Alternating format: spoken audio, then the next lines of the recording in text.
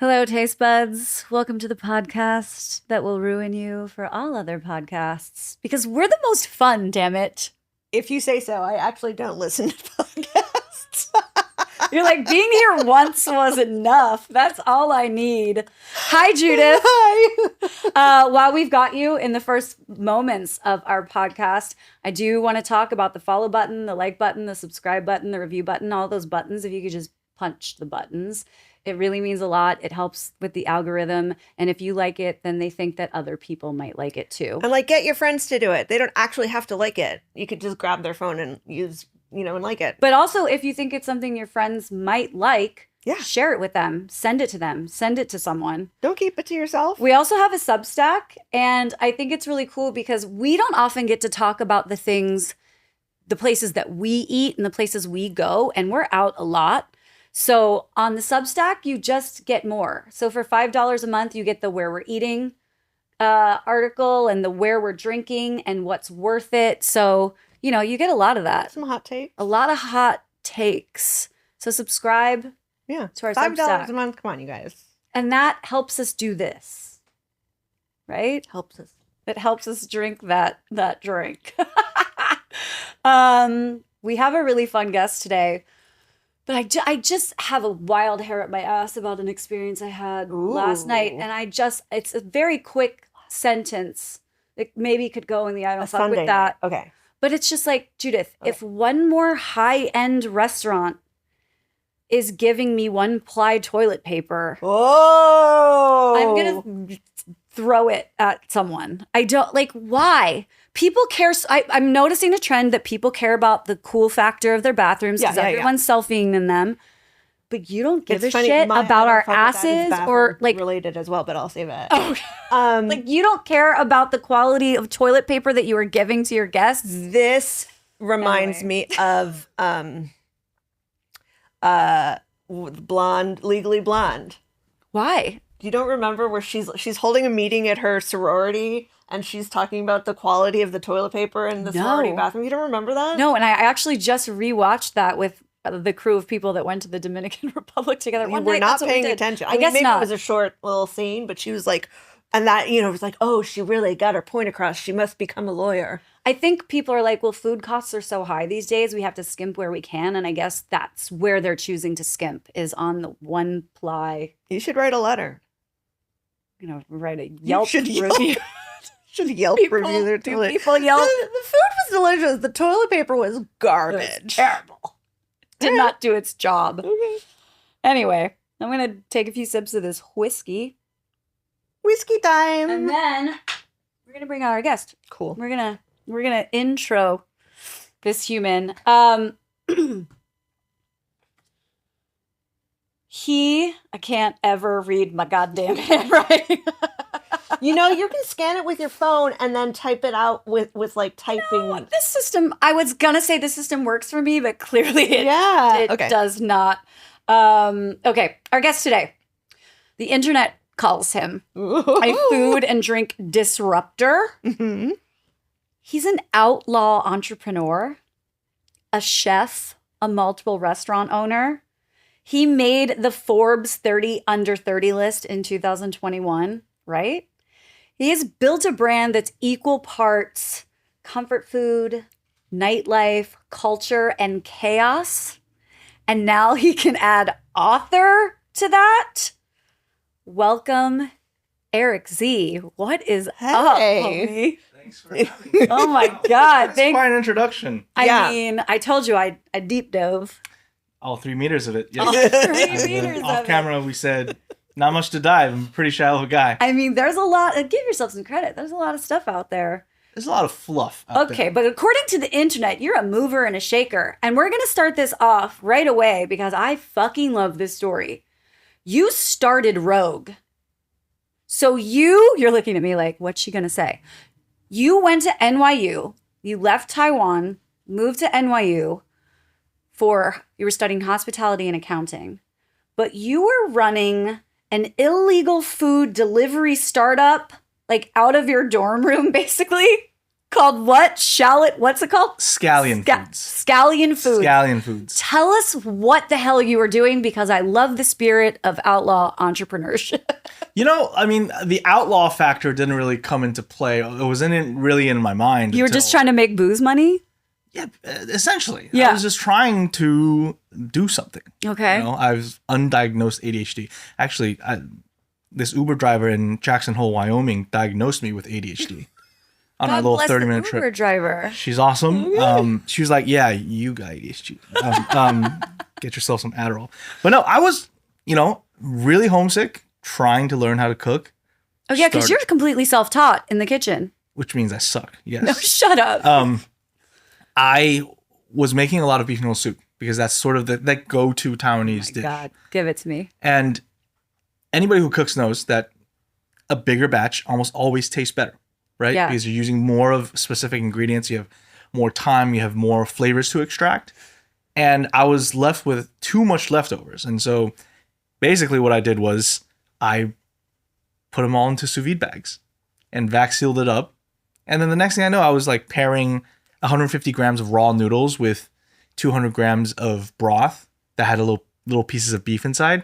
And you're just selling the shit to college kids. Yeah. Like, here you go. Just dump it in. Yeah, exactly. It's like 5 minutes on your stovetop with a microwave. You have a delicious bowl of noodle soup for I think I was selling for $8 or something like that. Yeah. I love it. It was your leftovers. Yeah, it was my leftovers. You created that. That's amazing. That is so smart. Yeah. Thank you. Well, I mean, you were studying. Studying is a generous term. I was there. You were there? Did you go to class sometimes? Well, I did also read that you were skipping your accounting classes to hang out at the meat market. Not a euphemism. So, the actual meat market. I was hanging out at Deluxe Meat Market a lot. I was just there the other day. It's my favorite market. To this day, it still is my favorite market. But I remember very vividly, it was junior year, second semester, Professor Soundararajan was teaching accounting. And then I just had this idea that I wanted to make it was like a riff of a beef bourguignon, but with beef noodle soup. But I needed nice quality short ribs. And in Deluxe Meat Market, I'm intrigued. Yeah. Deluxe Meat Market on Bayard Street, they sell short ribs that have been deboned, like a Cantonese style short rib. Yeah. But they have the riblets attached, which is like my favorite, like very sinewy part. I love to chew on sinew, which is I've learned very, very hard for the local demographic to adapt to. People don't like to floss or use their jaw. So I literally packed my stuff, stood up and left. During class. You're like, mid-class. idea has struck. I gotta go. Yeah. Light bulb moment. And it was a small class. It was like 20 people. So I was like, bro, I'm so sorry. I gotta go. Account for this. Yeah. So I left and Professor Soundararajan was not very kind to me. I think I got a C or something. You passed. That's all that matters. Yeah, I passed. And I've at that point I've realized that academics was just not for me. You should send him your Forbes thing. Ooh. Take that. I don't know, man. The Forbes. What do you guys think about Forbes 30 under 30? I'm really excited about my entree into 50 over 50. Yeah, exactly. That's what I'm aiming for. We'll be there in just a few years. That's what I'm aiming for. Yeah. 50 over 50. Does that exist? No, because they're ageist. It can exist. I mean, why not? I've just put it out into the world. 30 under 30. Good 50 Lord. over 50. Sorry, we didn't make the 30 under 30. I mean, like you were saying, it's something to put on, but you were saying before we started recording, it's something to put on your resume. It's something that your cool. parents can That's tell their respected. friends. Yeah, but then I don't want to be the guy who's like, oh yeah, I'm on the list so I can talk shit about it. But it's just so far in the back of my mind now. And we got it because of during COVID, like the things we did during COVID. I think it was like a sweetheart deal that everybody was feeling really sentimental about how we, started the initiation, like the bento stuff and donating meals to hospitals during COVID. That was very cool that you did that. You were right on the front lines giving away a ton of food. Thanks. So we got like the pity nomination, Don't. No, I'm buying it. We'll throw them a bone. I'm not buying it. Why would do that. Forbes do that? No, we're very humbled. But I do think, a lot more people who are a lot more qualified and more talented did not make the list. But hey, I'll take it. But the story's great. I mean, The story's good. don't sell yourself short. You are the owner of 2 restaurants. I mean, you did have a third that you ended up cashing out. So, or that was the first one. Yeah, the first one. And then now you have 886. And then WenWen came after that. So 886 is like, I mean, the vibe. I was telling you before the cameras are, I should never have off-camera conversations. But like, it was one of the places that I felt the energy of that restaurant that kind of made me stay in New York when at a time I didn't know if I was like just here hanging out. And then I was like, oh, wait, I think I might want to move here. But it was during the pandemic. It's right on St. Mark's. There's so much energy there. I mean, it's neon. It feels street foodish, but fun. You do not take yourself too seriously. I mean, you have shots on your menu. Like, there's a bad idea challenge. Tell us about the bad idea challenge. So the bad idea challenge, it was a very desperate and last ditch attempt to stay in business. Oh. In 2018, we opened. We had a lot of press because somehow, some way, Taiwanese food was getting traction back then. We had Winston already opened. Whole Foods opened 6 months before us. That's so funny. You just said those two. We'll do a reach around later. Continue. And we opened. The difference between 886 and Whole Foods and Winston is that we had no fucking idea what we were doing. Like, And Forbes had no idea, clearly. like we were a couple kids who thought we were so experienced and we were going to put the culture on our back and represent. True story. I literally got 2nd-degree burns across my my palm, like beneath my palm and also like across my hand, 3 days before we were supposed to open because I didn't know how to season a wok.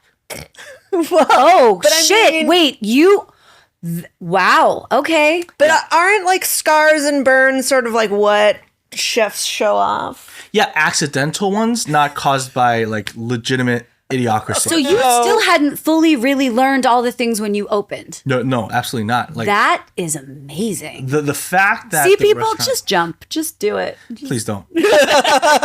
Don't. I think when we opened, I know, we had absolutely no experience, front of house or back of house. We just knew what food tasted good. So we knew what the end product was supposed to be like. Whatever we need to do in the middle, we'll make it happen. Figure it out. If we toss 12 dishes before we get to one, then we toss 12. And then through the years, we started to learn how to operate. But back to the bad idea question, we got great amount of press right when we opened, packed every single night for about 3 months. And then, New York City diners are some of the smartest in the world. And sometimes the dumbest. But, most of the time the smartest. And they called our bluff. They knew we were a bad restaurant. They stopped coming. And we panicked. Business fell by like 50%, I think. Like a slow, what's the opposite of a descendo? Piano, yes. Not a piano. crescendo, a Descendo. Yes. And my business partner, Andy, and I had to find a way and find an identity for us to keep people coming in. Back then, we only had a beer and wine license. So we thought, what if we took a goblet and put all the alcohols that we can legally sell into Wine the and goblet? beer. Wine and bear. and there's Coca-Cola in it. Yeah, because, Gotta have some sugar and Color. caffeine. Yeah. Yeah. Okay. This sounds like a bad idea. Judith, And the bad idea challenge was the whole born. thing was like, okay, we need How big is the goblet? to be fair, it's a 36-ounce goblet, but there's only 16 ounces of liquid. Okay. So it's not horrible. Okay. And we designed it to challenge the male ego. Dude, A lot of like frat boys. love that. Yeah. And then we introduced it and we did the Polaroid thing. Because there's like, if you and one other person, you have straws, if you can finish it in 6 seconds, 6 seconds, yeah. then you get a free sake bomb. 2 free sake bombs. We're very generous. Dude, if we're doing this and it's going on the Substack, Yeah. see people, you get something. Oh, So yeah, and guess then you said it. We got to do it. and the bad idea was like a pivotal point for us because when we first opened 86, we thought we were gonna be like on Michelin and be this fine dining restaurant elevating Taiwanese food. Turns out No, it was a very rude awakening and a very good sort of self-reflection of, hey, you don't know what the fuck you're doing. With the bad idea, we really started to pivot into our real personality, and then the food sort of attached to it as well. Okay, so you were like, let's not take ourselves so seriously. Yeah. Let's lean into this whole fun thing.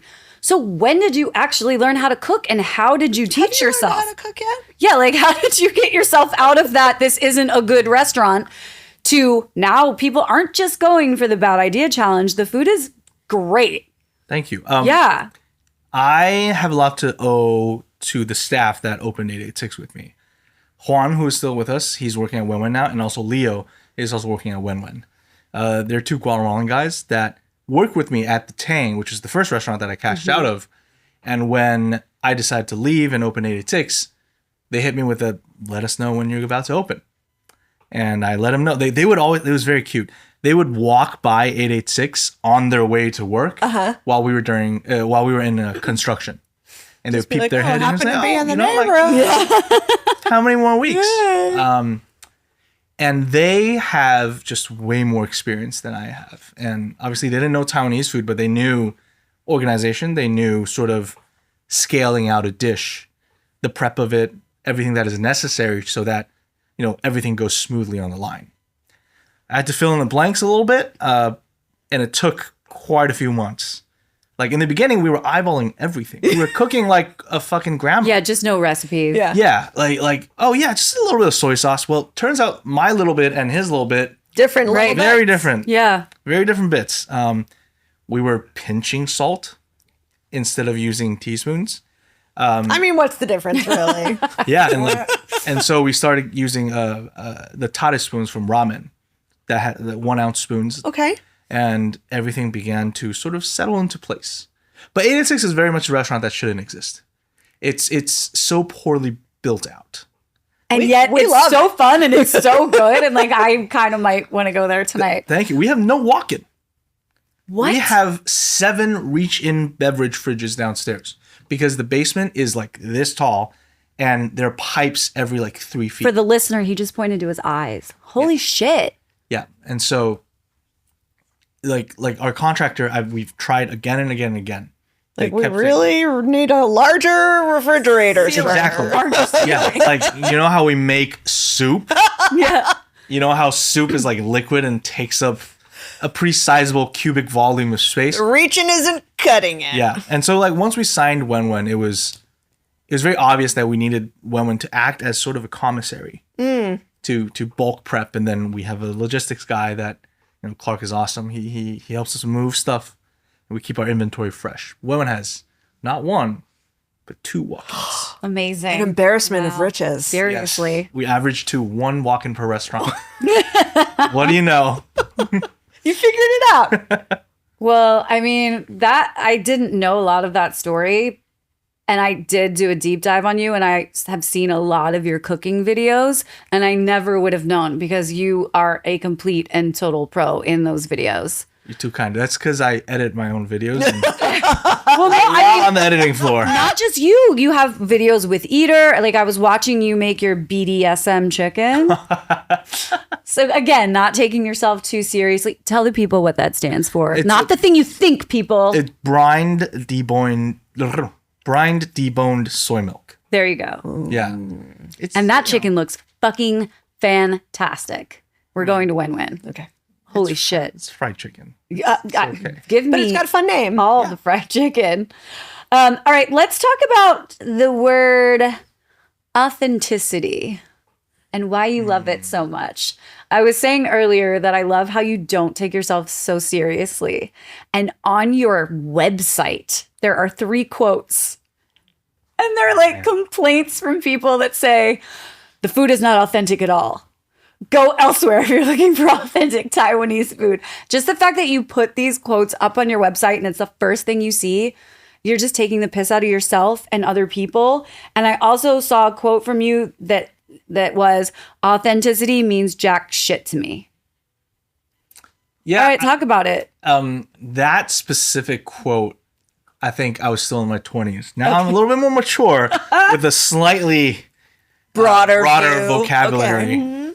I think authenticity is not the benchmark that we should be, setting ourselves. Okay. I think, dealing specifically with Taiwanese food, right? Because I'm Taiwanese, and Taiwan as a culture has only been around for 80 years. Right. Like, after But the you're a Japanese War. Taiwanese person making Taiwanese food. That's my fucking point. Like, the thing is, I feel like Taiwanese people, the only people who are saying this is not authentic are the Taiwanese people. Oh. And they have that benchmark, which sucks for me because I am a very sensitive person and it hurts my feelings. Of course it does. So I have to put up this facade as like a defense mechanism. Oh, I don't care about authenticity. But really, it's like, okay, if we want to truly dissect what authenticity means, the more you look into it, the less it exists. Yeah. Because you're a culture of 80 years and you're taking your history is from, obviously mainland China, a little bit of Dutch, a little bit of Portuguese, a little bit of British, a lot of Cantonese, a shit ton of Japan, and a lot of American. And that's all distilled, like compressed within like a 200-year period. And the true modern day history of Taiwan, the modern day history is 80 years. Right? Like, how are you expected to have authentic dishes? Right. We are still absorbing and You're not evolving. Greece. Yeah, exactly. We have so much exploring to do. And the fact And isn't that exciting? Exactly. The fact that a lot of our guests... So wait, you've had like Taiwanese people say to you that basically, I don't know, maybe because you left when you were 17? Yeah. And now you're living in the United States, like that you're basically monetizing nostalgia and your culture for a life that you haven't fully lived. Like, has that fucking happened? That's what you're saying? They're saying you're not authentic because why? Well, they, in a lot of different Taiwanese people's mind, especially the ones that were born and raised in Taiwan, or the Taiwanese Americans, they have one place that makes that one dish, and to them, that is the gold standard. Right. It fails to exist. It fails to occur to them that, there's that one place for every single person, and all of it tastes different. Right, exactly. So authentic is different to each person. Yeah, so it's a constant challenge for me to face that sort of criticism, even though it's a very, very small amount of noise. But because I am born and raised in Taiwan, that those are my people, I try to please my people. Of course. But I keep getting shit on by my people. And some of them are assholes. And look, you're being clearly very irreverent in a you're reverent not presenting way. yourself as this is the 100% official way that Taiwanese people make Taiwanese food. Period. Right. So do you think you're watering down the culture or whatever? I think I'm presenting a different side of the culture. Okay. And there is like... Valid. There's a very real factor, like there's a true economic factor to it. Sometimes authentic Taiwanese food, Americans don't want to eat. Right. Right? Like beef tendon. Oh, I love it. My God, we But love it- it. We but love it's it. not But for- yes, it's but not. it Yes, It's not for everybody, right? Like the beef tendon actually costs more than beef shanks. Really? And it takes twice as long to cook, almost twice as long. And so, the labor and the food cost is there. When I put it in the dish as like a default for beef noodle soup, half the time it's left there. Like Really? people aren't eating it. Yeah. And like Box it up and bring it over to yeah, right. Take your leftovers. yeah, and like I can talk about so many things that are really authentic, Right. like true Taiwanese dishes that just won't translate. Of course. Maybe I'm not talented enough to have it translate. I think somebody down the line, I view my job as sort of the door's been opened by a lot of predecessors. If I can keep the door open long enough, some genius will walk past that door and really represent. But I'm not that guy, right? And who said you have to be? You don't have Yeah, to be. You're doing your own thing. I can't make pig intestines as appealing as I should, right? And Okay. that next guy could. Maybe. Yeah, stinky tofu. Pig. We had to take pig's blood cake off our menu because nobody was ordering it. We were Should've called making it. something else. right? And just tricked people. Yeah, moronga. I don't know. But it's impossible. Like Yeah. No, an American palate is not gonna Yeah. look at that and be like, I mean, most people. Yeah, and to do like 886's rent is like $17,000. That's How many bowls gotta make that of money. Rofan do I need to sell? And do I make the most perfectly authentic? Not saying I can, not saying I'm capable of it, but do I cater it to the, 10,000 Taiwanese people in New York right. or the 3 million others? You got rent to pay. Exactly. It's just such a real problem and issue. And it shouldn't bother me so much, but it does. Of course it does. Fuck yeah, it does. I mean, on that note, let's talk about the fact that now you own and operate 2 restaurants. WenWen opened when? 2022. 2022. Okay. And that's a tribute to your mom and your wife, both named Wen. Yeah, just profiting off of the women and women. But it's a little bit different. It's not that like sort of clubby neon environment, but still the food is stunningly beautiful. I mean, you still have shots on the menu, but maybe the slightly grown up. I mean, how would you Grown-up describe it? shots. Yeah. Yeah.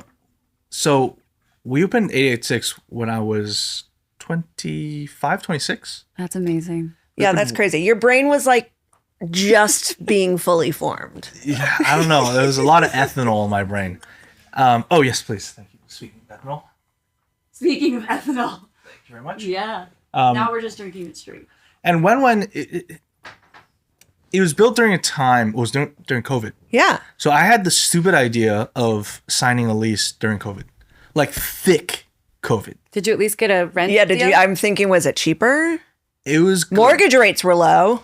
I don't want my landlord to hear it. He's like a pretty young guy, but Okay. know, Score. let's just leave it at that. Okay. It was a desperate time for landlords. Yeah. It was July of 2020, Yeah. right? We were like opening back up, closing back down.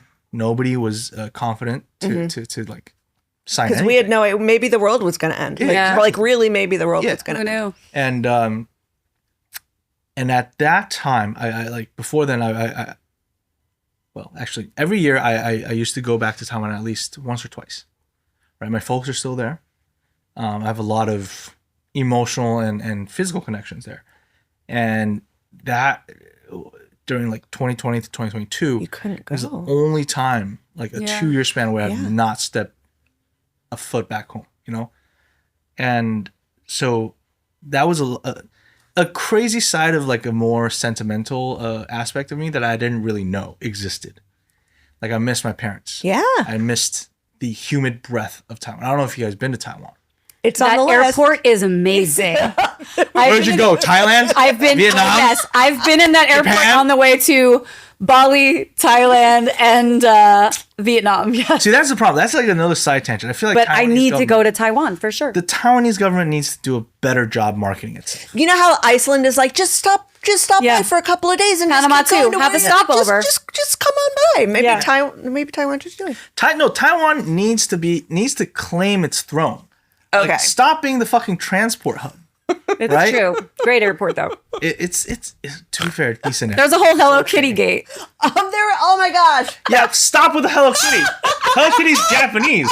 Like, can we have something of our own? Yeah, Taiwan. Hello Kitty. There's massage chairs there. There's epic food in that airport. There's like a hotel in that airport. Singapore airport is better. Haven't been Singapore down. airport is apparently crazy. Okay. Anyway, enough about the Yes. airport. in Taiwan. But no, I was missing everything about Taiwan. And even though I own 886 already, I didn't really realize how much I love Taiwan. And so when we were building out WenWen, it was like, okay, I'm gonna pour my heart and soul into this restaurant because maybe the world will end. Yeah. Before it You're a little opens. older, a little wiser. You'd already Yeah. opened a place. Yeah, and so we took everything that we made off of 886 and we made a lot of money during COVID, Good. right? 'Cause Muzzle. Yeah. we were a 34-seat restaurant that turned into a 120-seat restaurant Because you had Just all those took little over. plastic Yeah. stools outside, and with that was a one vibe. bathroom. And everybody drinking beer. Everybody's Mark. pissing out that bad Vibe. idea challenge. Oh, we had every single weekend, our staff needed to clean puke. Yeah. I'm sure that street is Sometimes. I mean, you close it down to cars, it's so crowded, but it's so fun. It's a whole party street, which is very reminiscent of, like Beer Street in Vietnam and places like that, where it's just like, it is a rowdy party. Yeah. So, and WenWen opened, we frankly did not expect WenWen to open with the sort of success it did. We signed WenWen. Congrats. Oh, thank you. Yeah, that's amazing. I still think it's sort of undeserved because we just weren't supposed to be that restaurant. And we got a lot of flack because people naturally overhyped us. And hey, like, even though I become a better cook, I'm still not that good. Like, I don't know, man. I know a lot of people that love your restaurant and hype the shit out of it. So I wouldn't use the word overhyped. No, it's you. I'm not too kind. You're too modest. Seriously. No. We were booked out 3 months in advance. Our ticket average is $50. So like we should not be booked out 3 months in advance. People were really excited. I'm super honored and flattered.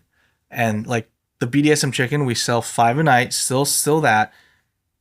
But like people were thinking, we were circulating online that we were just like artificially capping the supply. But no, like that dish takes 3 days to make. Oh, you can watch you make it online. It is labor intensive. Yeah, and it takes 3 stations to prep on the line.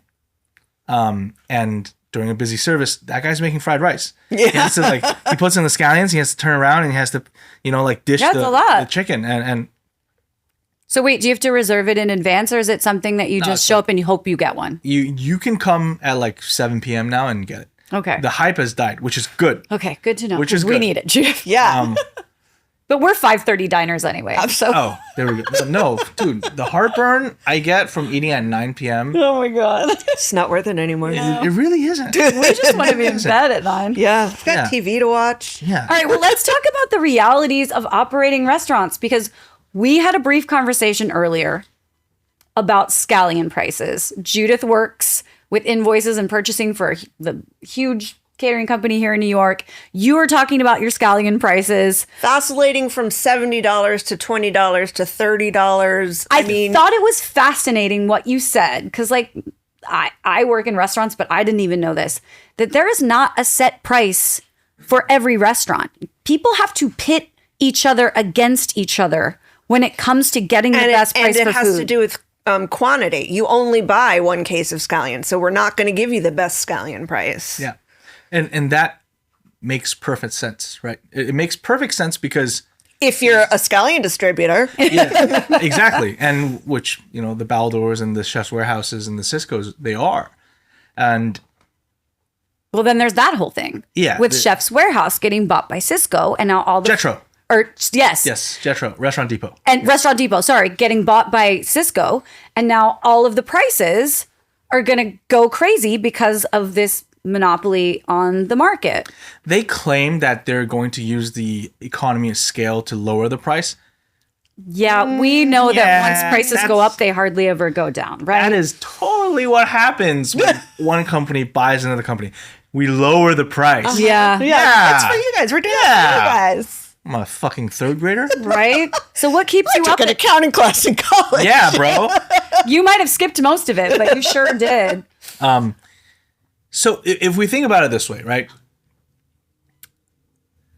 The restaurants, well, the economy of a restaurant is done in percentages, right? Like, Judith, and if for the simplicity of math, let's say my restaurant does $1 million a year, and we operate food cost wise, we 5x everything. So let's say this glass of whiskey costs me $3. That's $15 that we sell to the customer. Mm-hmm. We're aiming for a 25% food cost. We 5x, that's 20%. So 5% is leeway. Your soy sauces, your salts, your sugars, your potato starches, right? Your family meals, et cetera, et cetera. That's all in that 5%. Every single percent you can save is $10,000 a year. Hence 1-ply toilet paper. Exactly. I actually meant to talk about that. So you're saying high-end restaurants 1-ply. Define high-end.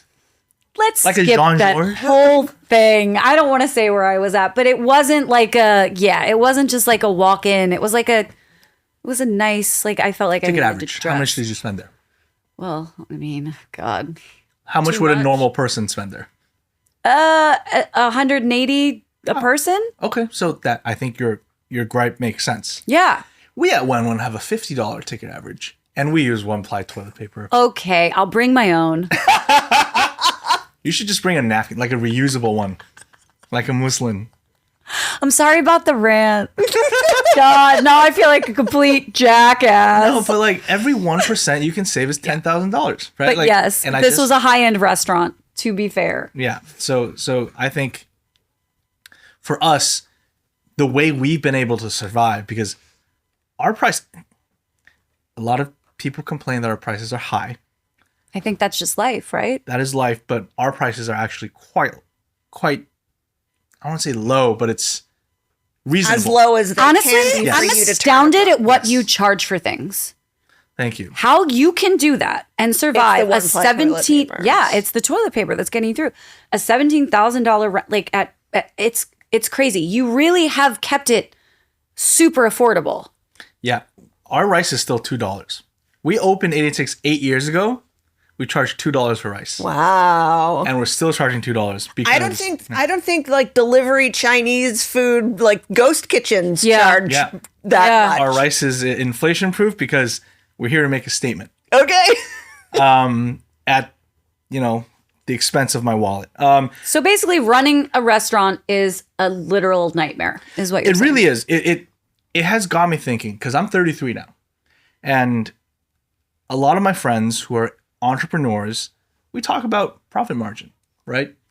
I proudly say my restaurants operate at a 15% profit margin. Fuck yeah, super good. 15%. Do you guys hear that? Stop complaining about prices. These restaurants are making 15% on your check. And my friends who are in real estate, who are doing, short-term rentals, both commercial and residential, I was like, what? And you're working all the time. Mm-hmm. You have meetings on Sundays. You don't go to vacation with us. They're like, we do 40%. Different industry. And I'm like, what? It's really got me thinking. Like, I'm passionate about food. I'm passionate about culture. But at what point does it become stupidity? Aha. So what keeps you up at night? Heartburn. No, I think the reason I'm still in the industry is because I genuinely love the feeling of walking into my restaurants and seeing people enjoy themselves. Yeah. Because It's a great feeling. yes, because I built that. I built that experience, not just the food. Yeah. The whole thing. I picked out the table. I set the dimness of the light. I picked out the playlist. Yeah. And The chairs, the tables, the napkins. yes, And people don't have a lot of free time and they have chosen it to spend yes. at your establishment. And it's an honor. It's it an really honor. is an honor. But like that whole like profit margin ran is because I have a kid now. Yeah, I was about to say, has this changed since you Dad, like, created? changed. Like everything is now put into the kid perspective. Huh? Like, okay, How much is preschool going to cost? Yeah. How much is how many months of daycare can this thing pay for? Like, you want me to go to this talk?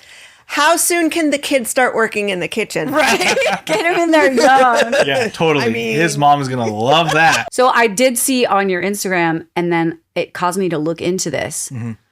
You were recognized by Michelin, which is an amazing honor, right? Very honored. Yes. But I want to hear your take on this because I did see it a little bit on your Instagram. Michelin has partnered, did you know this, Judith? With Sysco. Sysco. Sysco. Yes. And to those people at home, go ahead, give me a one sentence. Tell the people at home what Sysco is. A warehouse of items for chefs. Yes. That are generic and not necessarily Yeah, you're not getting specialized items. You're getting all of your items. Yes. right. From- Bagged, pre-made, frozen foods, whatever. Those all come from Sysco. So now Sysco has partnered with Michelin. You were awarded a plaque, a whole fucking plaque. And Michelin didn't give it to you. Your Sysco rep brought it to you. Yes. Which is just like what? A fucking glorified sales call now? So we opened up a Cisco account about 3 months ago because food costs Yeah. to get better soap, cheaper soap. Yes, sure. Because we will not compromise on ingredients. We will compromise on soap. And so Sure. you can refill those nicer soap Yes. things with shitty soap. $50 check average. Yeah, You're you're gonna not have getting shit the soap. good soap. And we opened that account.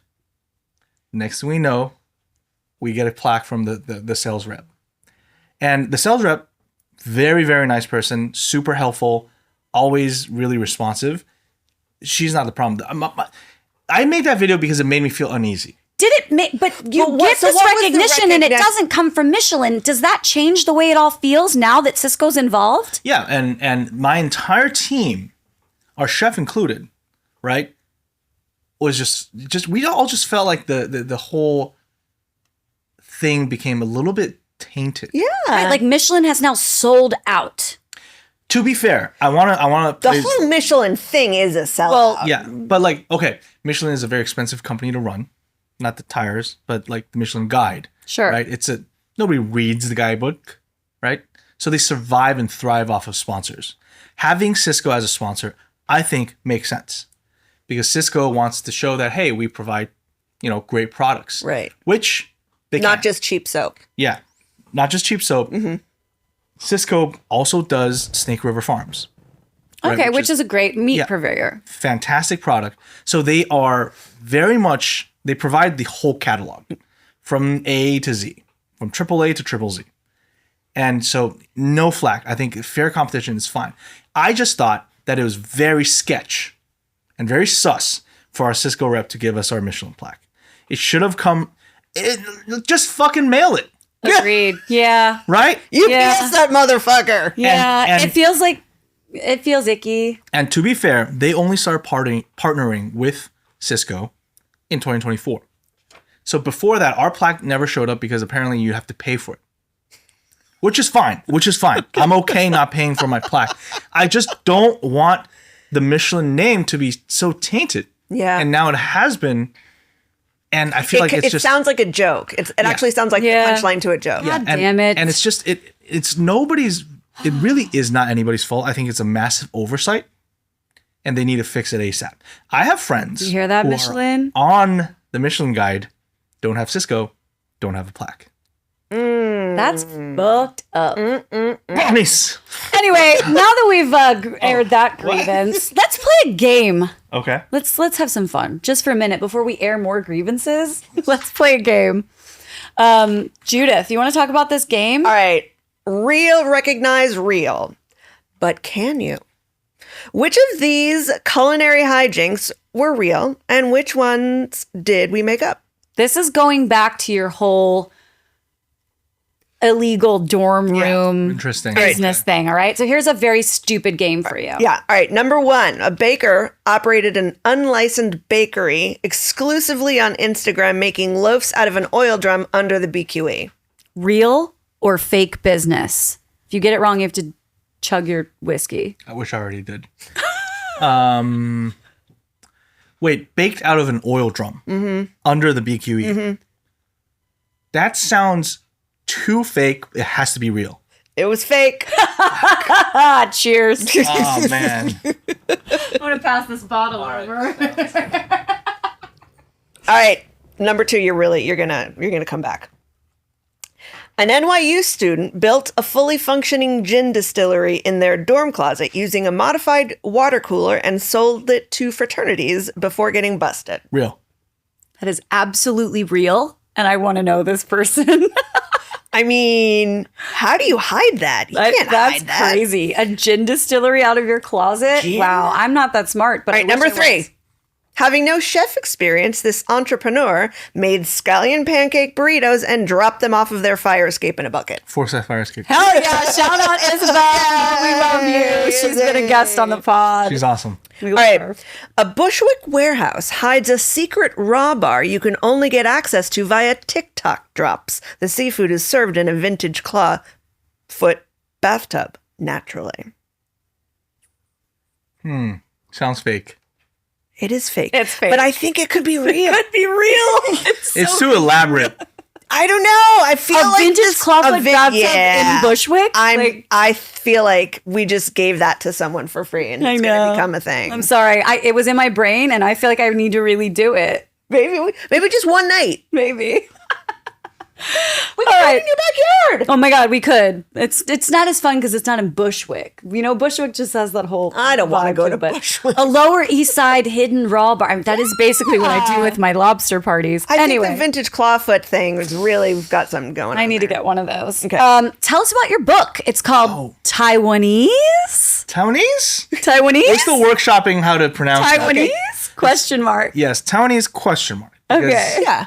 Again, with the authenticity thing, what the fuck is Taiwanese? Okay. What is authentic? Yeah, and for the book, we decided to lean into the question mark Okay. because nobody knows, except for People think that they know. except for the keyboard warriors online. They're wrong, but they think that they know. They're wrong because I've again spent the last 10 years of my life cooking Taiwanese food. Albeit in Sounds New York. pretty authentic to me, but I don't get to make these decisions. But it really is sort of the amalgamation of all the crimes I've committed against Taiwanese food, along with some of the staples I grew up with. For this book, me, my co-writer Elise Nemine, and our photographer Alex Lau, we flew back to Taiwan for 2 weeks. That sounds fun. We had 60 bowls of luofan in the name of research, Yeah, Of course, you had to. and it's work. might I say, these are some of the most stunning photos I've ever seen of Taiwan. It's very street level. It reflects the Taiwan that I see. I've always loved the colors of Taiwan. And I feel like Taiwan is always represented as sort of like a little more like understated aesthetic, but we're very much in your face. Like think Vietnam, like those scooters, crazy stools, Oh, yeah. signs, the neon signs of Hong Kong. Yeah. We're a combination of all those. Okay, we need to go. You're And can selling we go it. with you? You are Like, selling let's it. all go. Not just the airport. Let's do a put it please. in my mouth /886 trip. Absolutely. So is this book out? No, Yeah, when's it out? October. October. October comes out. I have no idea how to market it, but we'll figure it out. So there's no pre-order situation yet? Not yet. Well, it technically is already live. Okay. So you can Wait. pre-order on Amazon. Okay. There you go. As of this recording, I have not started marketing it. Hopefully, when this episode comes out, the viewers and Late listeners- June. Late June, yes. Yeah. Okay. We'll start. We'll drop a really link. exciting. Yeah. Yeah, congrats. How long has this cookbook been in your head? Well, we started 4 years ago, and it's truly been a labor of love. A lot of publishers turned us down Really? because a combination of just like an overcrowded market. I'm a nobody, and You have like 80,000 followers. that's in this day and That age. means, look, that means that people are paying attention. Thank you. Whether you love it or hate it, and we all love and hate social media, it means that there are 80,000 people that care. Thank you. I really appreciate that, and I think sometimes I struggle to find things to say online because a lot of it is just in my head, like the scallion prices, how to make a saobing, which is like a traditional Chinese flatbread, in the technique of a ciabatta. Why do Chinese people not eat medium rare beef? A lot of these things, like how come China doesn't really have like a mayo sauce? These are all questions. Deep that, thoughts. that eventually, like once these thoughts have matured and I've done the research and I'm confident enough about the facts that I've learned, then I make it into a video. But it's like a 6-month queue. You know, Good. Let it marinate, and then they come up when they need to. But like if all that the garbage that goes on in my mind goes into the book, and I think I'm not the one to be like too narcissistic, but I think there are a few recipes that are really crazy but really fun. Okay. I'm stoked. Yeah, like using like beef noodle soup, the fat that comes on top that like just sort of like floats. All the non-water soluble ingredients like the anise, the angelica roots, the cinnamon, the Sichuan peppercorn, all that flavor goes into the fat. We take the fat, I'm hungry. mix it, re-emulsify it with some mozzarella cheese, Oh. and make it into a cheeseburger. Oh my God. What? Oh my God. That's groundbreaking. That's really fun. Oh my God. Give it to me right now. Yeah, it's like sodium citrate is your best friend. Wow. He's making. Fusion's Dude. back, people. Yeah. I fucking love it. That is really That's exciting. fantastic.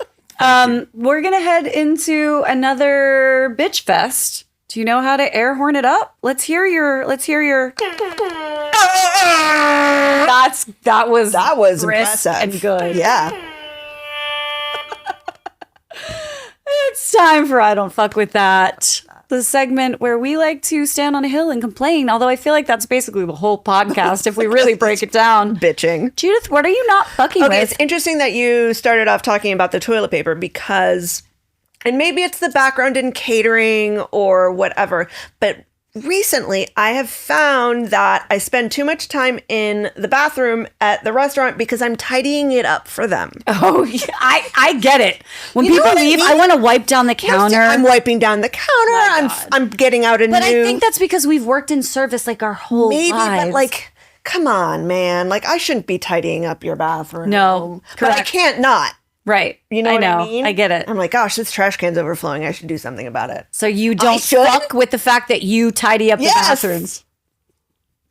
So get someone in there Just once more an hour, regularly. make sure that do a run through. Jeez, It's hard. why do I have to do it? It's true, Or but knock it's some hard. money off the check. Judith cleaned the bathroom.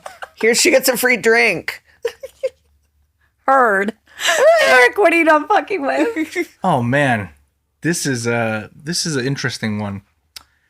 I think I don't fuck with bread service. Ooh, tell us why and what part. I think bread should be optional, and if you want bread, you should pay for it. I agree Okay, with that absolutely because agree. bread is very labor intensive. Yes. There is one steakhouse that is infamous You're getting into our wheelhouse here. for very stale bread, Oh, okay. dropped off by.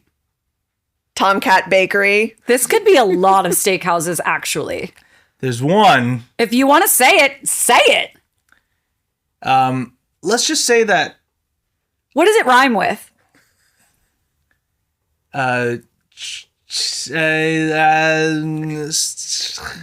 it's Peter Luger. Okay. Come on, guys. No, okay, yeah. No, their bread is, and they warm it. They didn't used to warm it. But like you can tell it's not made in house. And then they warm it, and then it's got that weird, like hard. Yes. What is the point Yes. of the bread? And I think, To make you less hungry for the rest of the meal? yeah, right. It's there to distract me, Right. And being somebody who eats whatever They give you those like onion roll Yeah. things there, Yeah. right? Yeah. I feel bad if I don't eat the bread. Yeah. Because they put it in front of me and they're going to throw it away or whatever. Are they gonna throw it away? Oh, No, I'm sure they. that might be kidding. sitting I'm in the server station. But when you get really excellent bread that you've most likely paid for, that is transcendent. Yes, and I do mean free bread service should be a thing of the past. Yeah. In this economy, It's Yeah. too labor intensive yes, to give. and Yeah, in just this economy. I'll pay for good fucking bread sure. all the time. the product is almost never good when it's free. You know, This is true. Yeah, Astoria Seafood, you get free bread.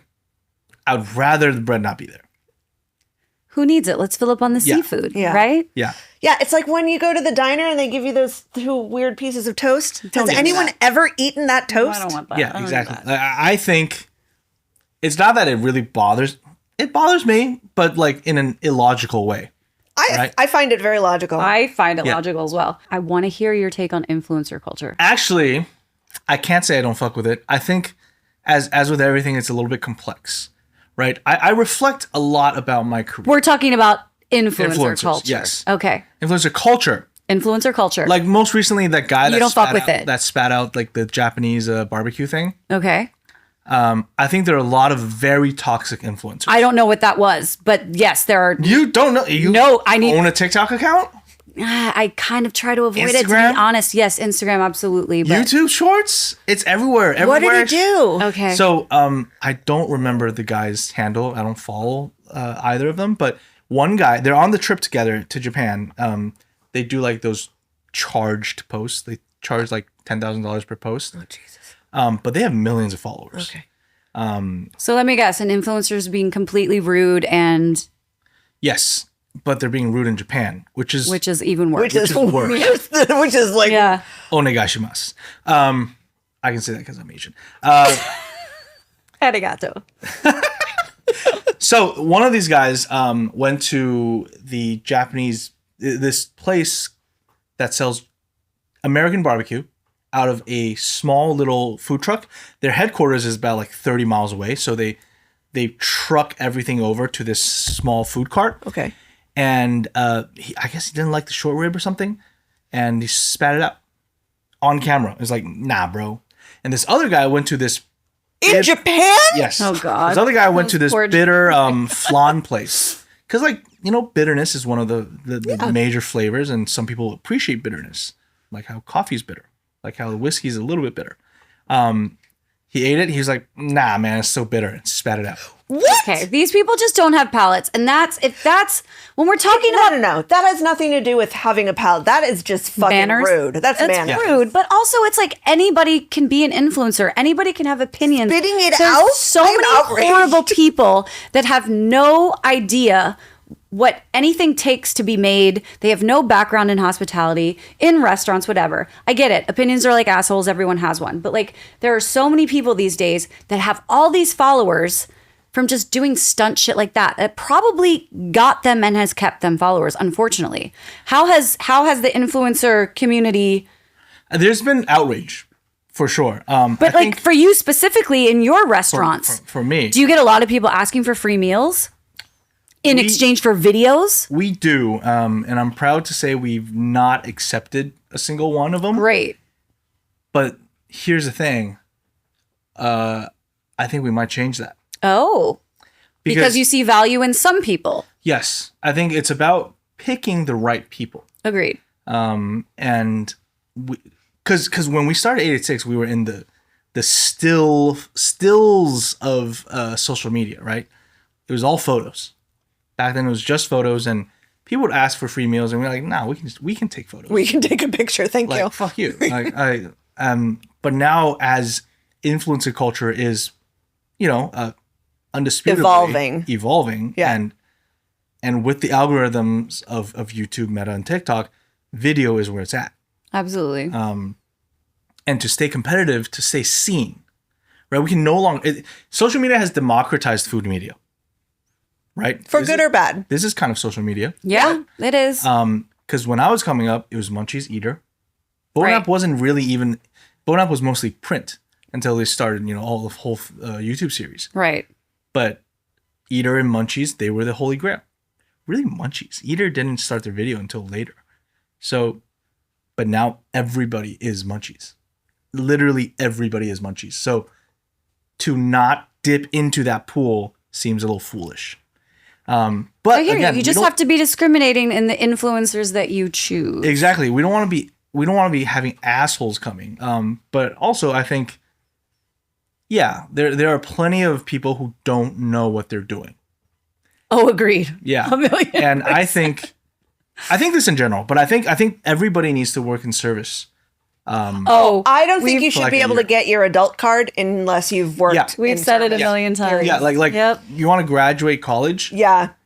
which restaurant, hotel, Yeah. where have You you, have to like go work stood on And you your shouldn't feet be for able to 16 go to a hours? restaurant or stay at a hotel unless you have worked in Yep. hospitality, Yeah. period. Agreed. And too many influencers just have not had that experience. And they might be very good on camera. They might translate very well. But I think at the end of the day, something's going to crack, right? And it shows.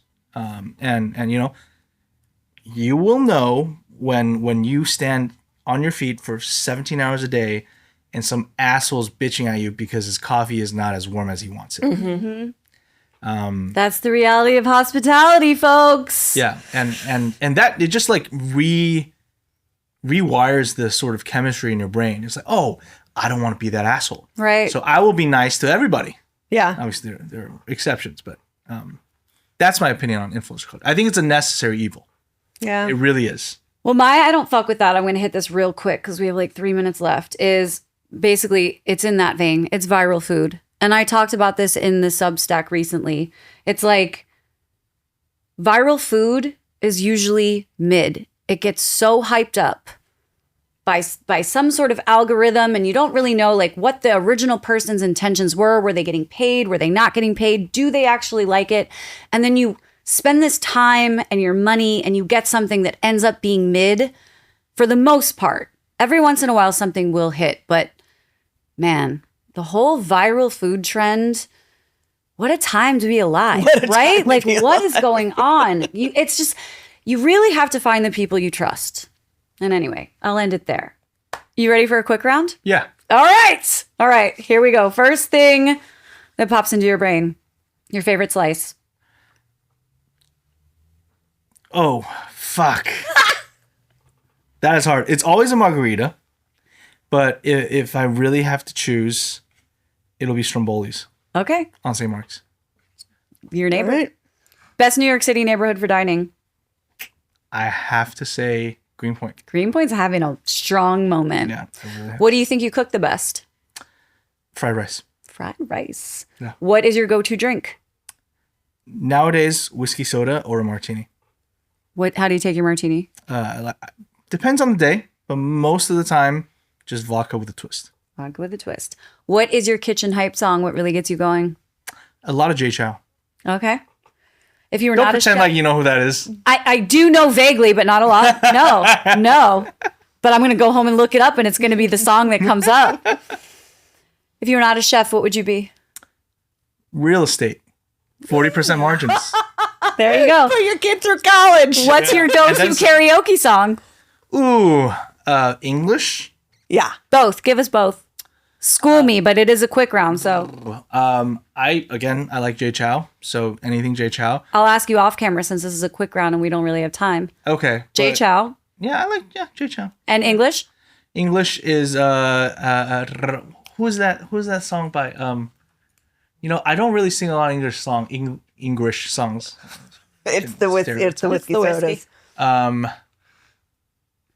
The Eagles. Hotel California. No, well, I like that song Such too, a but long song. the other one, Desperado. Oh. Desperado. Oh, that's a good one. What's your hangover cure? Pho. Nice. Flushing or Manhattan Chinatown? Flushing. What's your guilty pleasure, even though we don't believe in that? Korean fried chicken. If you're splurging, where are you going? I like to splurge at modest places. So I would just splurge at like a dim sum restaurant. And just go hog Everything. Order the wild flounder. balls to the wall. Bring some wine. Yeah, Order everything you want. I love that. Whole Foods or Winsun? Whole Foods. All right. Last meal on earth would be Formosa Chang's in Taiwan. adding it to the list. And best thing you've put in your mouth recently? You shouldn't add that to the list because it's like a chain. It's like a troll answer. But anyways, best Don't thing, fuck with the white girls. Seriously. Border Town breakfast burrito. I've had it 2 weeks in a row. It's in Greenpoint. I was just there. Yes. Last week. For breakfast? No, they just started it. But while I was there, they showed me their breakfast menu. I was there for dinner and it was fantastic. Coming to the Substack. Who? Jorge? Border Town. Yeah, I love Jorge. Great guy. I don't know if you guys get this long, but even if it's off camera, but the older you get, the less eye-opening experience you get with food. Yeah. Because Agreed. you've had more, you know more, Yes. you've experienced more. Agreed. And so when the lightning strikes, which struck me last week at Border Town when I had the breakfast burrito, Their tortillas are insane. I thought I was like a 14-year-old having like steak medium rare for the first time. Wow. Drenched in butter. Like truly. You I did sold not, me. Yeah. I did not know eggs could taste like that with the combination of refried beans and potatoes and in that lardy tortilla. Oh, they're lardy flour tortillas, and I will say I have never had better refried beans in my life. Yes. I need to take you to Border Town. So amazing. Saturday, 9 a.m., be there or be square. Yeah, it's a new Border thing Town they just burrito. started. All right. Shout out Jorge and Border Okay. Town. My God. Thank you so much for joining us. It's my pleasure. you. Thanks for the whiskey. So much fun. You're welcome. I hope you leave a little buzzed. Tell the people at home where they can find you. I am at 886 and WenWen, but my Instagram is ESZE, something like that. But my book, very important, coming out in October. Taiwanese? Taiwanese? Yeah. I can't wait to get it. Thanks for being here. Thanks for listening, watching, whatever you do. Thank you for supporting. We really appreciate it. I love you. I love you too. And until next time, go forth and put it in your mouth. Bye. Thank you, guys. Y'all, it goes by so fast every time. Like, it's just like, what the fuck? There's never enough time to say all the things. What is, I like it. What is, I like it. I like it.